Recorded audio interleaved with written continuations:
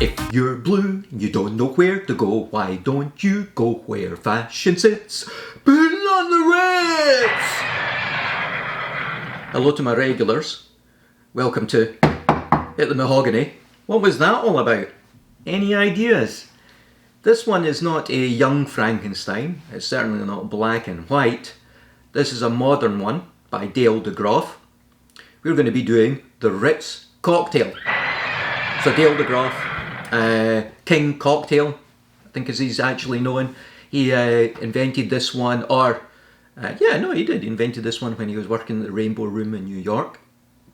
And it's called the Ritz Cocktail. Very nice looking. Another one that I haven't had. And if you're wondering what that introduction was, that was from a Young Frankenstein. Excellent film. Go and have a look at it. I don't think I quite did it justice. I can't sing for shit. And the film's much funnier than I am. So go and check it out. Alright.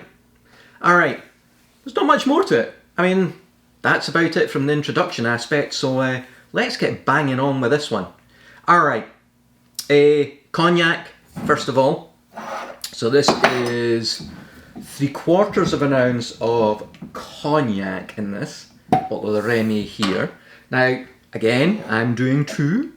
Actually, that's interesting. There was two people in the putting on the Ritz there. So two will be 1.5. That's 3/4 for each.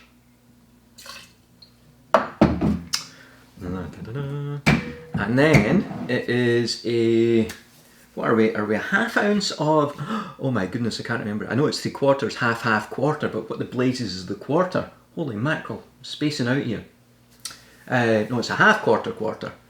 That was really professional, was it? I was so thinking more about the actual Young Frankenstein putting on the Ritz than the actual recipe itself.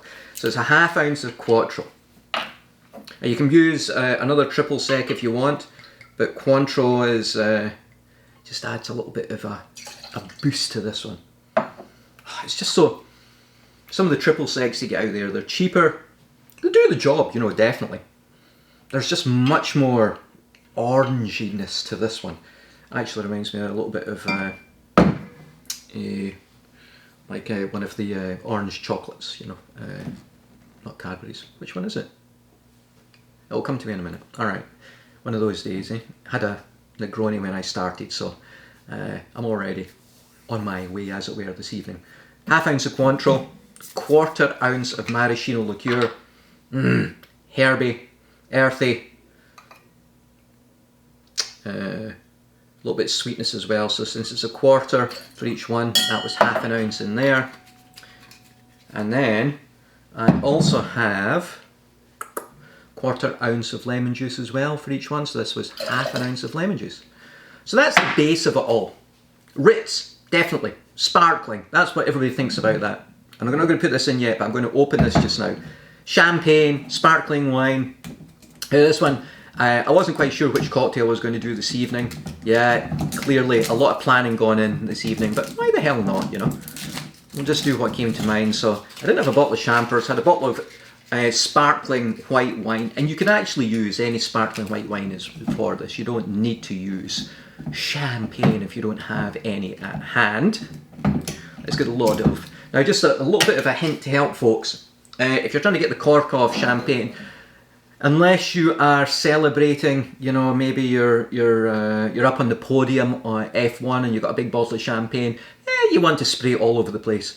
Most times, maybe a little bit New Year as well, most times you actually would rather keep it in the bottle, in the glass, and down your neck, and not all over yourself. So take the cork out slowly. Easiest way to do that one is actually hold the cork and turn the bottle, as opposed to trying to turn the cork. And hey presto, very easy. Comes off there. And you don't get any, you're not taking out somebody's eye with the cork as well.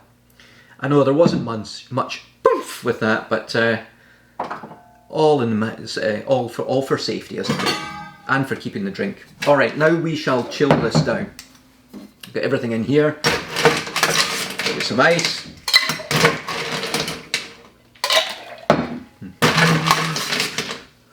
There we go, that should do it. A little bit more though. Love the way I do that. That should do us, then you keep doing more anyway. Lid on, let's get shaking.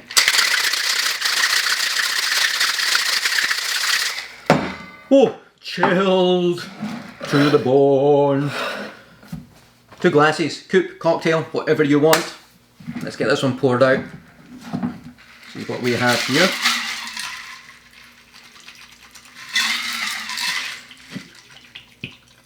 Oh, looks good.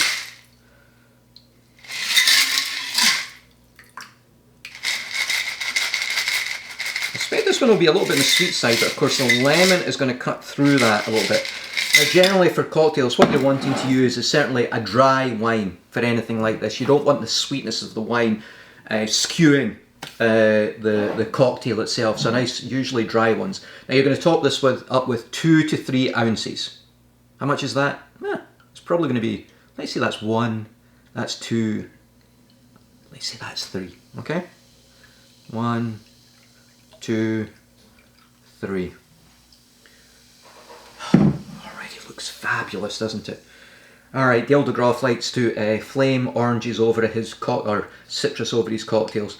We'll do that in one of these episodes, but just now we'll just give a quick squeeze. It's great when you can see this. It's not obvious on the camera, but you can actually see on the surface the oils spraying onto the surface. Give it a little twist like that, and onto the edge. Actually, you know what? I'm going to do that twist again.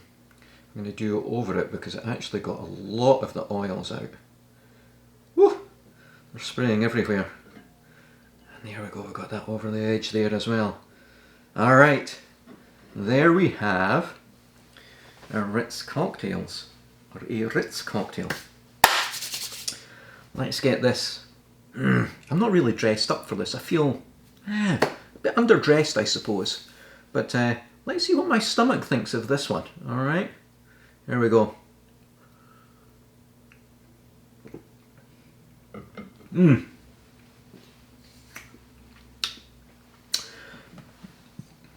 Oh, it's thing about these ones, they're always very, very drinkable. Anything that's sparkling seems just like a little bit like juice. Alright, cognac, base is still there, absolutely fantastic. You got the sweetness certainly in maraschino, the liqueurs. You got a little bit of the orange coming through there as well, just subtly. You just know it's Terry's chocolate orange. Now I got it, just as I was talking about the orange there. There we go, Terry's chocolate orange.